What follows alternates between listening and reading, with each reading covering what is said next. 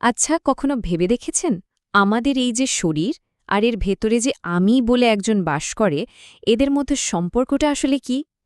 এটা কিন্তু শুধু একটা সাধারণ প্রশ্ন নয়, এটা মানব অস্তিত্বের সবচেয়ে বড় আর পুরনো ধাঁধাগুলোর একটা। চলুন আজ এই রহস্যের গভীরে ঢোকা যাক। মূল প্রশ্নটা কিন্তু খুবই সোজাসাপটা। যখন আমাদের শরীরটা থেমে যায়, তখন আমাদের ভেতরের এই জগৎটার কি হয়? আমাদের সব স্মৃতি, অনুভূতি, আমাদের এই আমি সত্তাটা, সেটা কি পুরোপুরি হারিয়ে যায়, নাকি তার অস্তিত্ব অন্য কোনোভাবে অন্য কোনোখানে টিকে থাকে? হাজার হাজার বছর ধরে মানুষ এই এক প্রশ্নের উত্তর খুঁজে বেড়াচ্ছে। তো এই বিরাট প্রশ্নের উত্তর মানুষ প্রথম কোথায় খুঁজেছে? স্বাভাবিকভাবেই বিশ্বাসের কাছে। আর সবচেয়ে অবাক করার মতো ব্যাপার হল, পৃথিবীর প্রায় সব বড় বড় ধর্ম আর আধ্যাত্মিক দর্শনের মধ্যে এই বিষয়ে একটা অদ্ভুত মিল পাওয়া যায়। মানে এই বিশ্বাস অনুযায়ী শরীর আর আত্মা হলো দুটো একদম আলাদা জিনিস। আত্মাকে ভাবা হয় একটা অমর চিরন্তন শক্তি, যার কোনো শুরু নেই, শেষও নেই। আর আমাদের এই শরীরটা, সেটা হলো আত্মার জন্য একটা অস্থায়ী থাকার জায়গা, বলতে পারেন একটা বাহন। তাই যখন মৃত্যু হয় তখন শুধু এই শরীরটা নষ্ট হয়, কিন্তু তার ভেতরে যাত্রী মানে আত্মা তার যাত্রাটা চালিয়ে যায়। পার্থক্যটা তাহলে কোথায় গিয়ে দাঁড়াচ্ছে? একদম সাদা কালো। একদিকে আছে আত্মা, যা চিরন্তন, অবিনশ্বর, আর ঠিক তার বিপরীতে আছে শরীর, যা কিনা অস্থায়ী আর নশ্বর। আধ্যাত্মিক চিন্তায় এই দুটো যেন দুটো সম্পূর্ণ ভিন্ন জগতের বাসিন্দা। কিন্তু বিশ্বাসের এই সহজ সরল বিভাজন কি সবাই মেনে নিয়েছে? না, একদমই না।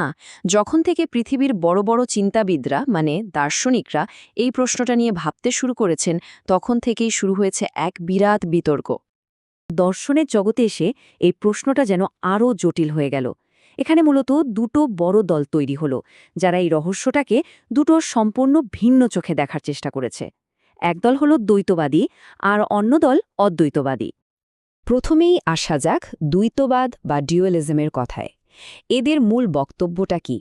সোজা কথায়, আমাদের মন বা চেতনা, যা দিয়ে আমরা চিন্তা করি, অনুভব করি, সেটা আমাদের এই রক্ত মাংসের শরীর থেকে পুরোপুরি আলাদা একটা জিনিস। একটা বস্তু, অন্যটা অবস্তু। এই ভাবনার সবচেয়ে বড় প্রবক্তাকে জানেন? ফরাসি দার্শনিক রেনে ডেকার্ট।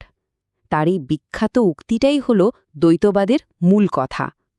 উনি বলতে চাইলেন, আমি হয়তো আমার শরীর আছে কি না তা নিয়েও সন্দেহ করতে পারি, কিন্তু আমি যে ভাবছি বা সন্দেহ করছি, এই ভাবনাটার অস্তিত্ব নিয়ে তো কোনো সন্দেহ নেই।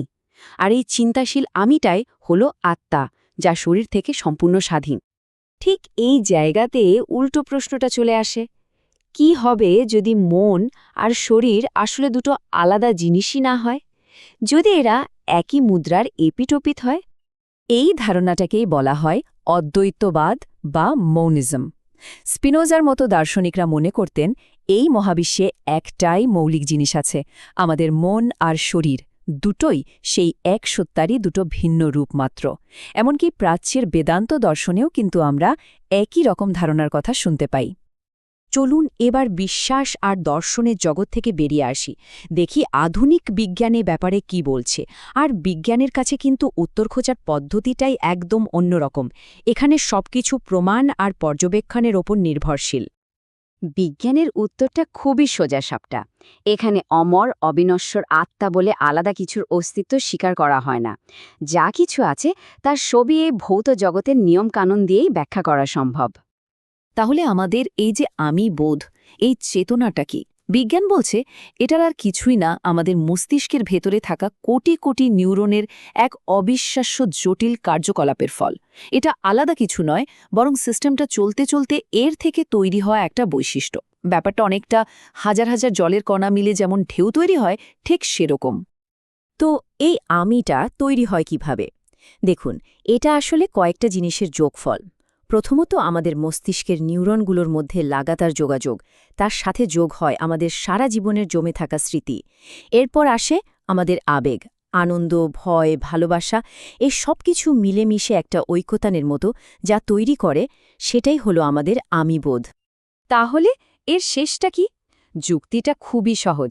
যেহেতু চেতনাটা মস্তিষ্কেরই কাজ, তাই যখন মস্তিষ্ক সহ পুরো শরীরটা থেমে যায় মানে মৃত্যু হয়, তখন সেই চেতনাও বন্ধ হয়ে যায় চিরতরে।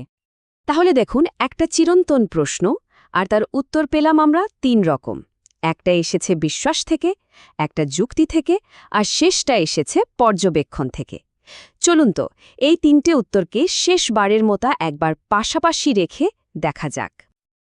একদিকে আধ্যাত্মিক বিশ্বাস বলছে চেতনা হল অমর আত্মা, মৃত্যুর পরেও সে থাকবে। অন্যদিকে দর্শন জগতে দুটো মত, দ্বৈতবাদীরা বলছেন আত্মা আলাদা, অদ্বৈতবাদীরা বলছেন এক ও অভিন্ন। আর সবশেষে বিজ্ঞান বলছে চেতনা মস্তিষ্কেরই সৃষ্টি, তাই শরীরের শেষে তারও শেষ। তাহলে শেষ পর্যন্ত প্রশ্নটা কিন্তু থেকেই যাচ্ছে, আমাদের এই যে অস্তিত্বের অনুভূতি, এই চেতনা, এটা আসলে কি?